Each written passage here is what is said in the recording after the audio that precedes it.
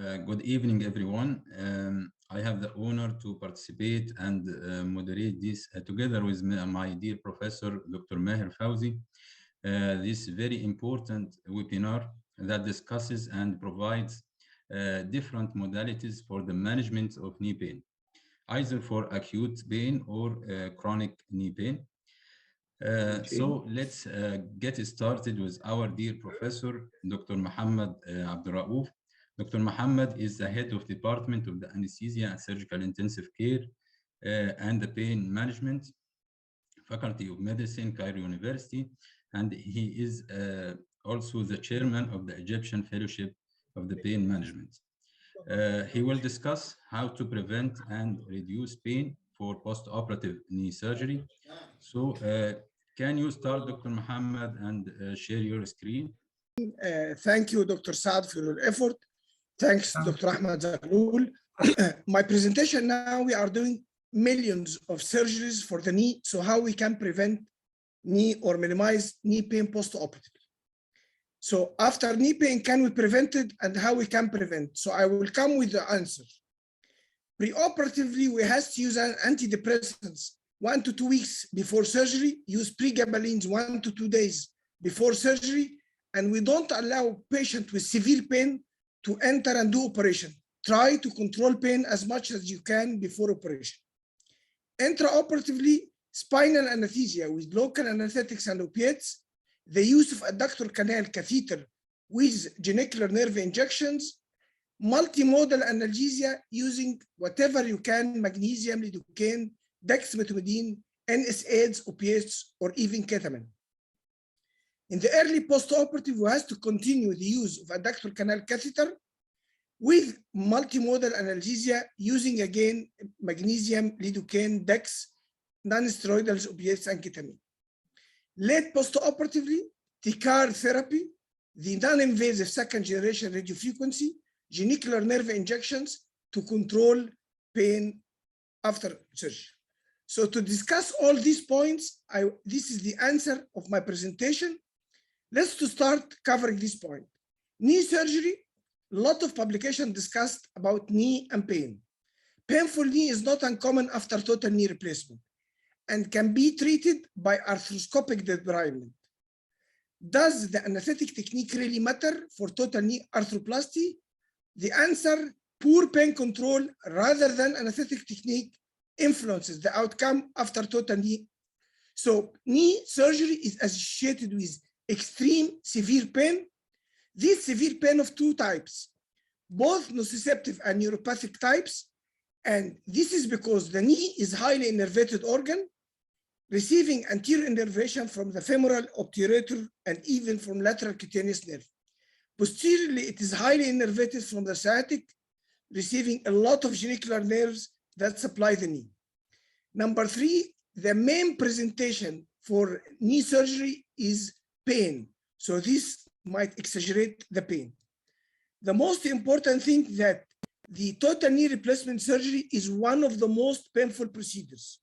It is extremely painful, and in this video, we will try to show the steps. They are nibbling the tissues now. This will produce severe pain. Cutting tissues. This is the fat, intra-articular fat has been removed. So this is more and more pain. Sewing the bone. So imagine how much it is extremely painful surgery. Drilling the bone, release of chemicals, hammering the prosthesis using the cement. So all this will lead to major surgery. And finally, the high patient expectation, the coming suffering from pain and the expecting after surgery, there will be no pain.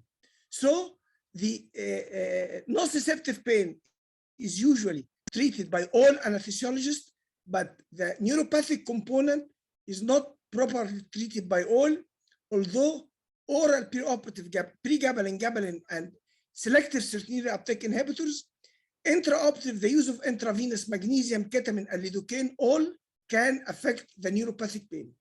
Nerve blocks will control both nociceptive and neuropathic pain.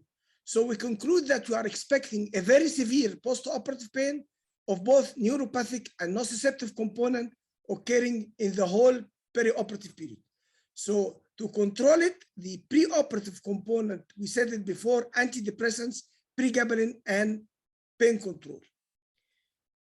The intraoperative component, I've said spinal anesthesia, adductor canal block, and as well as multimodal analgesia. Why this? If we go into the literature, and we can say there is no more place for general anesthesia, it is associated with a high incidence of cognitive dysfunction after total knee replacement, extremely high incidence of postoperative pulmonary complication, reaching up to 50%, including pneumonia, lung collapse, pleurisy, postoperative high incidence of cardiac complications from massive minor emboli, and the high incidence of thromboembolic complication. The surgical site infection is much more with general anesthesia compared to regional anesthesia. So there is a lot of publication saying that regional anesthesia and spinal anesthesia are better than regional anesthesia and spinal are better than general anesthesia. Why not use epidural or combined spinal and epidural anesthesia? And I'm saying only spinal, because a lot of patients doing knee surgery, they receive anticoagulation after operation. And this is a case where the patient received a low molecular weight heparin after operation, after catheter removal, an epidural hematoma that appears in the MRI, causing coda equina, leading to surgical evacuation, and the patient is improved and not cured. So a lot of my colleagues say we have an optimum guidelines in our hospital. There is a great cooperation between nurses, surgeons, and anesthetists, and we will remove the catheter at the proper time. I say to them, never to forget spontaneous catheter dislodgement that might occur as a complication of epidural anesthesia. The catheter goes out and might lead to hematoma. So personally, I don't prefer to use epidural catheter as a sole agent or as a combined spinal epidural. So for that, the choice of spinal anesthesia is the best choice, but we have two major problems: the short operative time and the limited post-operative analgesia.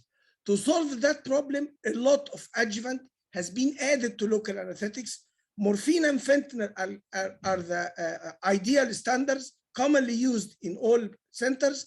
Naloxone has been used, dexmedetomidine also has been used, neostigmine used, magnesium sulfate intrathecally has been used, and strangely enough, the intravenous magnesium, which can be used to control the neuropathic component of pain, can allow or can lead to a longer duration of the spinal anesthesia.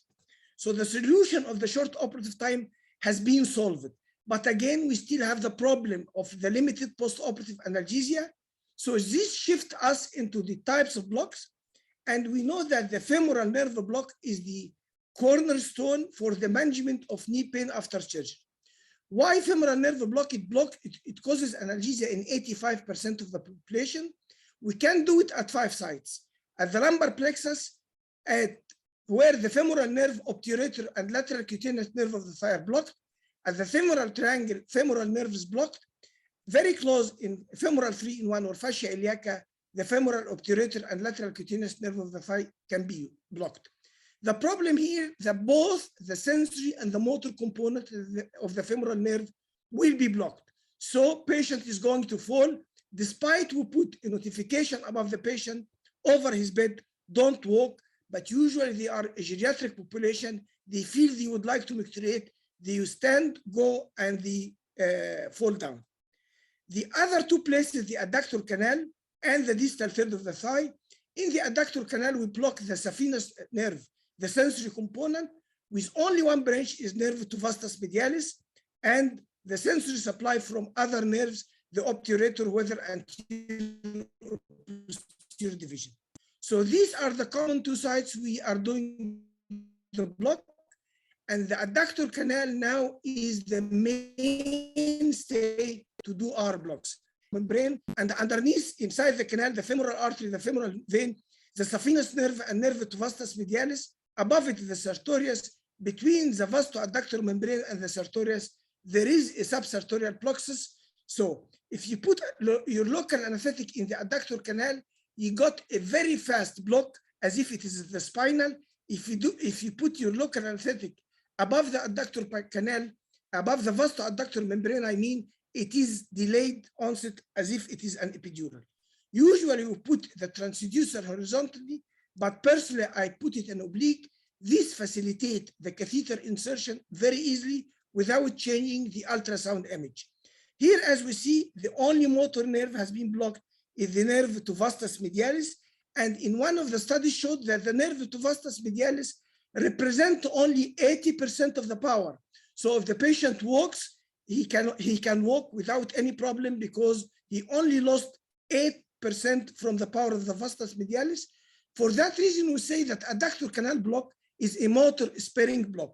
In another study showed that the nerves within the adductor canal is not only the saphenous nerve, it is the saphenous nerve, the posterior and anterior divisions of the obturator nerve, as well as the nerve to vastus medialis. So we can say that adductor canal block is not pure femoral. It has another components from the obturator. So we can say it is a sensory adding block. Another important thing, the adductor canal is a volume dependent block. When you inject low volume, you are within the adductor canal, just blocking these nerves. Higher volumes, if injected, the local anesthetic pass through the adductor hiatus going into the popliteal fossa, soaking the distal branches of the sciatic nerve, so they can control the posterior knee pain without proximal spread to the femoral nerve itself. So we can say that the adductor canal block, as the femoral nerve block, control 85% of the pain of the knee. It's equal to analgesia to femoral nerve block. It is a motor sparing and sensory adding. We can give a bigger volume to reach the posterior branches and control posterior knee pain. Catheter insertion is easy.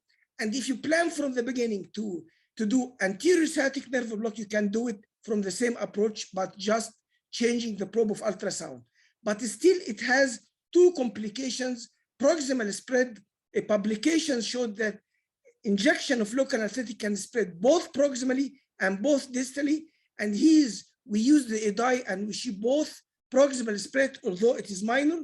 So my recommendation, first movement of the patient, you should be under your supervision to avoid any fall due to proximal spread. The second serious problem is the presence of the genicular arteries. This black artery is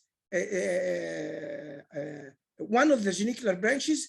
And here you will see in this video our catheter in the adductor canal. And when we aspirate, there is a fresh blood as if you are in an arterial line. Here, I would like to say, if you keep the catheter for the post-operative pain control, catheter migration might happen. And if you inject a big volume of local anesthetics, you might get an intravascular injection and you might get local anesthetic toxicity. So in the post-operative period, always inject a small volume of lidocaine at the beginning, observe your patient, search for local anesthetic complication, and if nothing happens, you can add the remaining volume of local anesthetic. So the problem not intraoperative,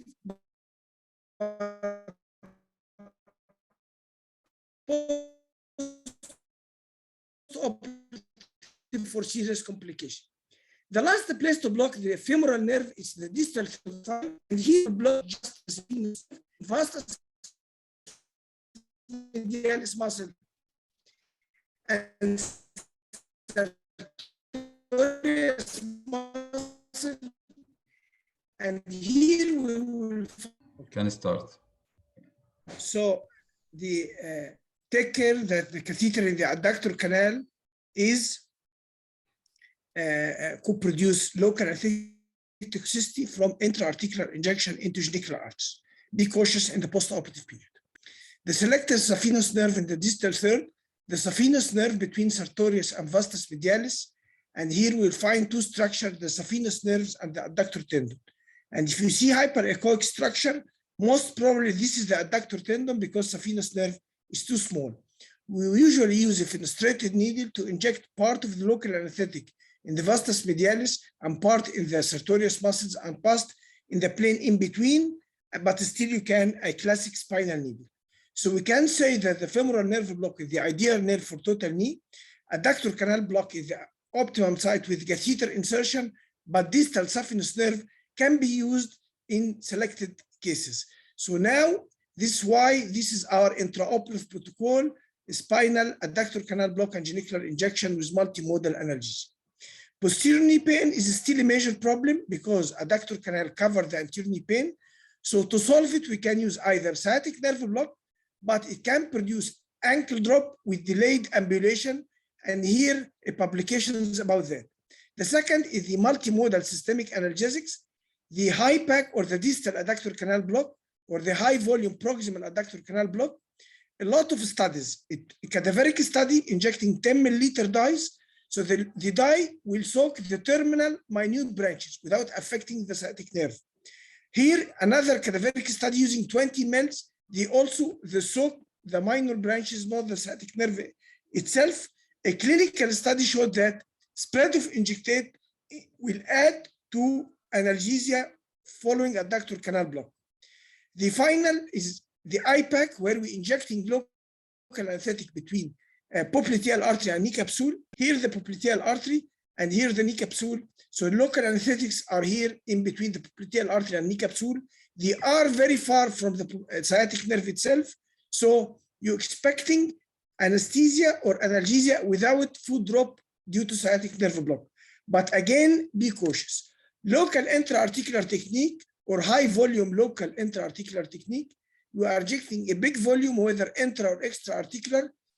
It shows no advantage over femoral nerve block. It's equal to analgesia to adductor canal block. A big amount of volume using morphine, local anesthetics, adrenaline, and corticosteroids or betamethasone. But personally, I don't recommend it in our country. The presence of such infections, severe infections, and even wound dehiscence, we might be blamed if we are using local anesthetic LEA technique. So I don't recommend its usage because there is no further advantage. So why again? It's our technique, adductor canal plus genicular without LEA technique. Chronic knee pain, knee is highly innervated, so we can do genicular nerves, partial denervation, as Dr. Mohamed said, and we can do peripheral nerve stimulator, as Dr. Ammar Salti is going to present for the treatment of such pain. So I come to the conclusion that analgesia or anesthesia for the knee coming from GA and ending into local techniques and peripheral nerve blocks. So we are expecting severe pains after knee surgery, especially knee replacement. We should be ready, and it's unwise not to have umbrella to cover such pain. And it's also unwise to have an umbrella and keep it closed. So when you use umbrella, it is much better to use more than one umbrella. And that's why my own technique, and thank you very much. Dr. Mohamed, for this great lecture that covers everything regarding management of the acute post-operative